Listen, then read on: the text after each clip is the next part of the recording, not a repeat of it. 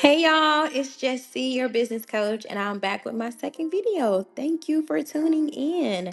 This is part two, steps 8 through 10 of how to start a roadside assistance business. Like, comment, share, and subscribe. Turn on the notification bell because I will be dropping more and more gems. Let's get into it.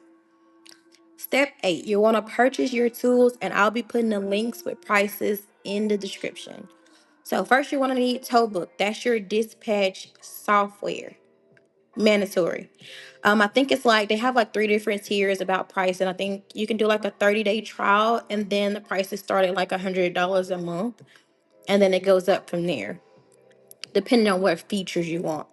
Then you want to get some damage waivers. That is going to protect you from damage claims. What also protect you from damage claims is getting pictures before and after, all the way around the vehicle, before and after. It's going to protect you in the end. You can either you can get a company that can print the damage waiver forms, or Tollbook has where you can put in like a damage waiver in the system, and then you'll have the customer sign it on your phone. It don't actually tell the customer what they're signing, but it just has them sign it. The credit card processing system you're going to need, you can get something like Square, Stripe, Clover, and that's going to be so you can take payments. When you get further on down the line and we get out of the motor clubs, any customer that want to pay with a credit card, that's where you're going to, or a debit card, you're going to use your credit card processing system for that. And it lets you send invoices, or you can just type the card in on your phone. Also, with some of these motor clubs, they don't do direct deposit. They'll pay you with a credit card, a virtual card, and then you'll have to physically run all of those cards individually yourself. Um, and that's it's charged per, they charge you per transaction, but it's free to get started. Next, you want to get a lockout kit. Of course, that's going to be for your lockout jobs. Again, links in the description. With I don't recommend just getting a whole kit. I recommend just getting item by item. That's just how I did it. Because the kits, you're either going to get stuff you don't need, stuff you don't use, and then it's like, okay, I didn't need to buy the kit. All right. So next, you're going to want to get a four-way and a jack. Of course, that's for changing your tires. And then the impact drill is optional. The impact drill is just helps you get it done faster. Your jump box for your jump stars. You can get jumper cables if you want. I personally don't use jumper cables, but some people prefer them, or sometimes you just might need something stronger because the jump box, it has different amps depending on how much are you willing to spend. The cheapest one is like $100. Well, cheapest one I've seen, it's like $100, and then the price goes up if you want like more amps.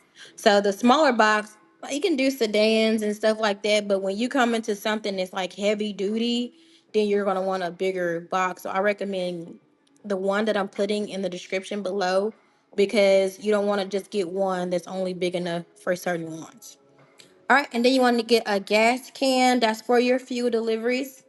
You can get at least a 1 gallon, and then an air compressor for tire inflations. Now, some jump boxes you can get that has an air compressor on it. It's just, the price is different.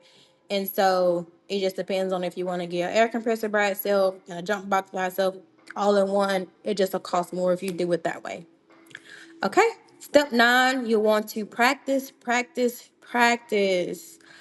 Practice your tire changes on your car, your neighbor's car. If you never changed a tire, you want to practice, practice, practice. If you don't know how to use it, if you want to use the impact drill and you don't know how, practice, you'll be practicing it. But again, get in as much practice as you can. And of course, when you actually start, that'll be your practice. I learned how to do lockouts in the field. Like, I did my car, and I think I did two different cars before I actually went and had to do my first lockout. So yeah, like, I got my practice basically in the field, mainly in the field. But again, Just like the tire changes on your lockouts, practice, practice, practice. With the lockouts, every car is not the same. You're not going to do every car the same. When you look at the links in the description, you'll see that you'll use different poles. So you have different poles based on the car that you need to be doing lockouts on. I will be uploading videos of showing you how to do the lockouts. Jump starts. Pretty much everybody know how to do a jump start. You put the red with the red, black with the black, or the positive with the positive, negative with the negative. And if you have a jump box, it'll show you if you have it connected wrong. Fuel deliveries, you practice. You only have to practice that if you don't know how to use the gas can that you have, because most of the nozzles are kind of tricky, just a little bit. And then the tire inflation, again, something else that's pretty much self-explanatory.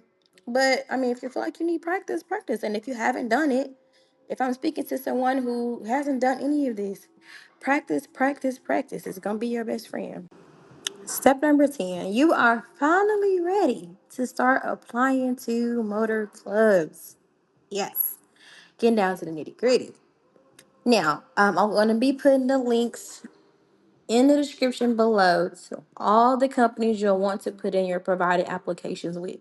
Now, not every company is going to be currently accepting providers, but you'll want to make sure you fill out that questionnaire so that they can contact you when they are hiring providers.